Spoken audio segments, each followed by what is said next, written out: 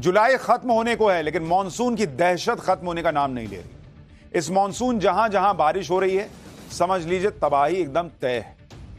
पहाड़ों पर बादल फट रहे हैं, नदियां उफान मार रही हैं, रौद्र रूप पर लेकर मैदानी इलाकों में घुस गई हैं। वैसे तो आधे हिंदुस्तान में मौसम विभाग ने अलर्ट जारी किया हुआ है, लेकिन जाता हुआ मॉनसून सबसे ज्यादा महाराष्ट्र और गुजरात में बरस रहा है। अलग अलग शहरों से आई बर्बादी की तस्वीरें देखेंगे तो हिल जाएंगे। पहले वो तस्वीरें देखिए, उसके बाद आपको दिखाऊंगा जहां आफत आई है वहां की ग्राउंड रिपोर्ट क्या बता रही है।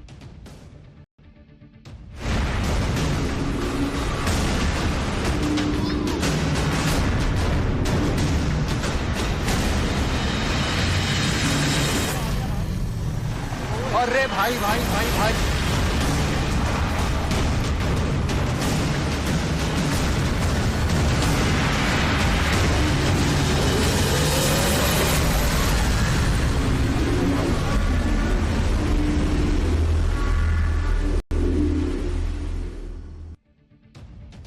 गुजरात की ग्राउंड रिपोर्ट देखने से पहले पहाड़ों की वो तस्वीर देखिए जो खौफ पैदा कर रही है। चंद सेकंड में पहाड़ का बड़ा हिस्सा कैसे दरकता हुआ नीचे आ गया, इसकी तस्वीर आपको दिखाऊंगा। लैंडस्लाइड में पहाड़ के साथ बड़े बड़े पेड़ भी जमींदोज हो गए। तस्वीर देखिए जरा। उत्तराखंड के पिथौरागढ़ की यह तस्वीर है, जहां प्रशासन की टीम को लैंडस्लाइड का अंदेशा पहले से ही हो गया था, इसलिए दोनों तरफ से ट्रैफिक को रोक दिया गया, जिस वजह से लैंडस्लाइड की चपेट में कोई नहीं आया। हालांकि इतने हेवी लैंडस्लाइड के बाद इस रूट पर गाड़ियों की आवाजाही रोक दी गई। जरा एक बार फुल फ्रेम में तस्वीर दिखाइए। और वो आ गया भाई। अरे भाई भाई भाई भाई,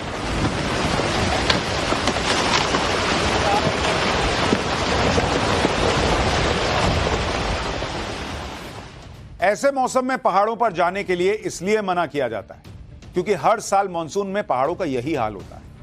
केदारनाथ हाईवे पर डोलिया देवी मंदिर के पास लैंडस्लाइड के बाद यात्रा रोक देनी पड़ी, जिससे कई किलोमीटर लंबा जाम लग गया। यह तस्वीर देखिए केदारनाथ के हाईवे की। हिमाचल प्रदेश से आई तबाही की तस्वीरें भी दिखाता हूं। कुल्लू इलाके में बादल फटने के कुछ देर बाद का यह हाल बताया जा रहा है, कैसे पहाड़ों से मलबा नीचे आ रहा है। आप देखिए, बादल फट गया वहां भाई।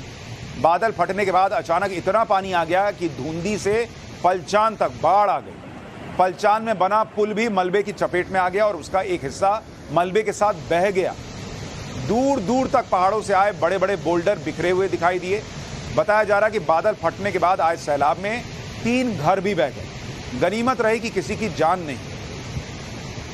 अब मनाली की तस्वीर देखिए। बादल फटने के बाद इलाके में भारी बारिश का दौर जारी है, जिसके चलते अंजनी महादेव नाले में सैलाब आ गया। आप देखिए ना क्या हाल है, पूरी सड़क खा गई भाई नदी।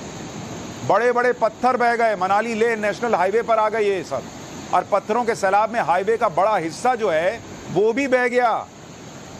ये देखिए आधा हो गया हाईवे भाई। ऐसा रौद्र रूप दिख रहा है, और ये रौद्र रूप इसलिए है क्योंकि वहां बादल फट गया।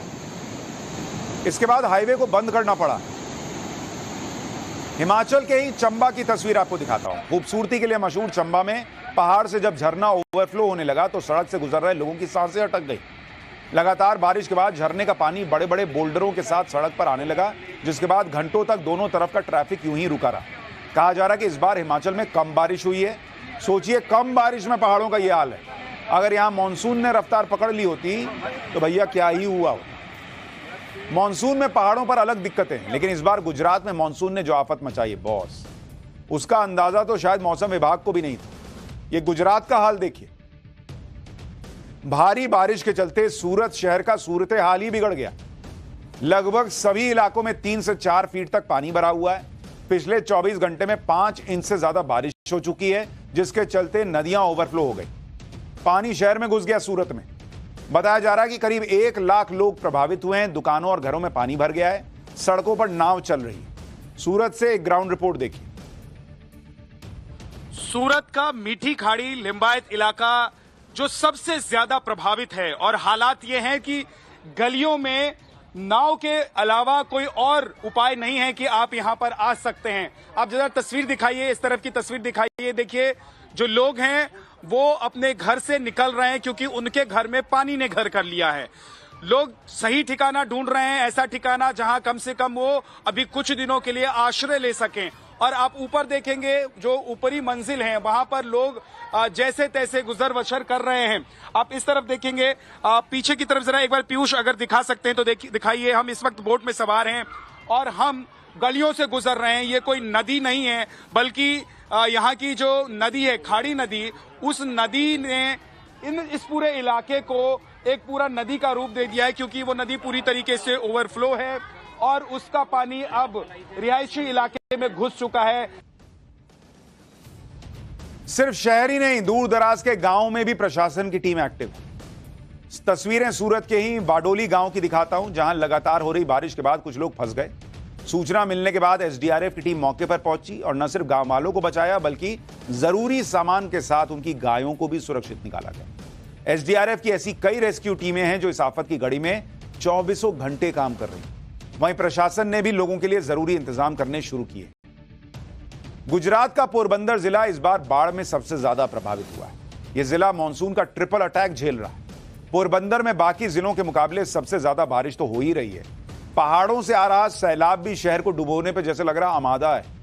पोरबंदर का बड़ा इलाका खाड़ी की नदियों के डेल्टा में आता है और ऐसे में जब नदियां उफान मारती हैं तो डेल्टा का यह इलाका बाढ़ की चपेट में आ जाता है। बाढ़ से सबसे ज्यादा नुकसान किसानों का हुआ है। खेती बाड़ी पूरी तरह से बर्बाद हो गई। फसलों का नामो निशान ही मिट गया लग रहा है। कई किसानों के जानवर सैलाब में समा गए, जबकि रोजमर्रा का सामान भी पूरी तरह बर्बाद हो गया है। लोगों की मुसीबत इसलिए कम नहीं होने वाली क्योंकि मौसम विभाग ने पोरबंदर में अभी और बारिश का अलर्ट जारी किया हुआ है। गुजरात के बाद आपको महाराष्ट्र की बारिश की सबसे ज्यादा मार जहां पड़ी है वो जगह दिखाता हूं। रायगढ़ से आई ये तस्वीरें देखिए। शिवथर इलाके में दो गांवों को जोड़ने वाला पुल देखते देखते सैलाब में बह गया। वो तो गनीमत रही कि पुल के बहने से पहले दोनों तरफ से लोगों की आवाजाही रोक दी गई थी। महाराष्ट्र के दूसरे सबसे बड़े शहर पुणे में 2 दिनों से जारी बारिश के बाद हालात चिंताजनक। सिंगड़ रोड और नदी से लगे हुए इलाकों में बाढ़ आने के बाद करीब 400 लोगों का रेस्क्यू किया गया है। सिर्फ निचले इलाके ही नहीं बल्कि कई हाउसिंग सोसाइटीज और घरों में बाढ़ का पानी घुस गया। स्कूल और कॉलेजेस में छुट्टी करनी पड़ी है। जगह जगह गाड़ियां पानी में डूबी नजर आ रही हैं। यह पुणे का हाल बता रहा हूं। लोगों को एहतियातन घरों में ही रहने की हिदायत दी गई है। पुणे में हालात यह हैं कि शहर के कई जगहों पर नाव चल रही है। भाई आप देखिए, एक महिला ने प्रशासन की अपील को अनदेखा किया तो वो मुसीबत में फंस गई। अंडरपास के नीचे पहुंचते ही गाड़ी पानी में कागज की तरह बहने लगी। गनीमत रही कि जहां कार डूबी वहां पानी ज्यादा नहीं था और महिला की जान बच गई। ओंकारेश्वर मंदिर का हाल भी देखिए। जहां रोज भक्तों की भीड़ लगती थी, जहां कदम रखने की जगह नहीं होती थी, वहां अब पानी का कब्जा है। मंदिर में बाढ़ का पानी घुसने के बाद दर्शन पर रोक लगानी पड़ी। पुणे के लोगों को सबसे बड़ा आसरा रेस्क्यू टीम का है। जब एक घर में कुछ बच्चे और महिलाएं फंस गए तो एसडीआरएफ की रेस्क्यू टीम देवदूत बनकर पहुंची और बोट से सभी लोगों को, पूरे परिवार के सारे लोगों को बाहर निकाला। लेकिन पुणे में हालात ज्यादा बिगड़ गए। ऐसे में एनडीआरएफ की टीम के साथ सेना के जवानों को भी तैनात किया गया है। सेना के जवान पूरी तैयारी के साथ यहां पहुंचे ताकि किसी भी आपात स्थिति में लोगों की जान बचाई जा सके। महाराष्ट्र की राजधानी मुंबई का हाल सबसे ज्यादा बेहाल। लगातार बारिश के चलते कई इलाकों से पानी निकल ही नहीं पा रहा है। ट्रैफिक पर तो जैसे ब्रेक ही लग गया। समंदर में भी तेज हवाओं के साथ कई मीटर ऊंची लहरें उठ रही हैं। मुंबई की एक सड़क का हाल देखिए। मूसलाधार बारिश के बाद सड़कों पर पानी भरा है और ट्रैफिक रेंग रेंग कर चल रही है। हालांकि इस बीच कुछ लोग बारिश का मजा लेते हुए भी नजर आए।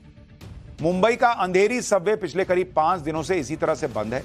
बीएमसी की टीम मोटर से पानी निकालती है, लेकिन बारिश के चलते सबवे खाली ही नहीं हो पा रहा।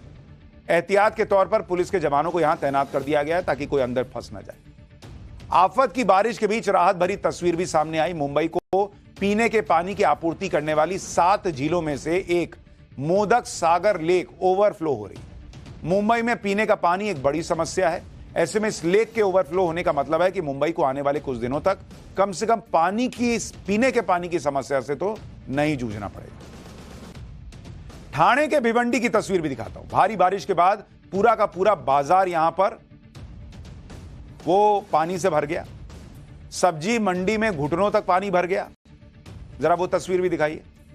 अच्छा, वो तस्वीर अभी आई नहीं है तो आपको ये तस्वीर भी दिखा रहा हूं। अब चलते हैं अगले चैप्टर पे और आपको दिखाता हूं। ये जो बारिश का हाल है वो तो आपने देख लिया, लेकिन कई बार जो है वो आफत के साथ साथ कुछ अच्छी खबरें भी आती हैं।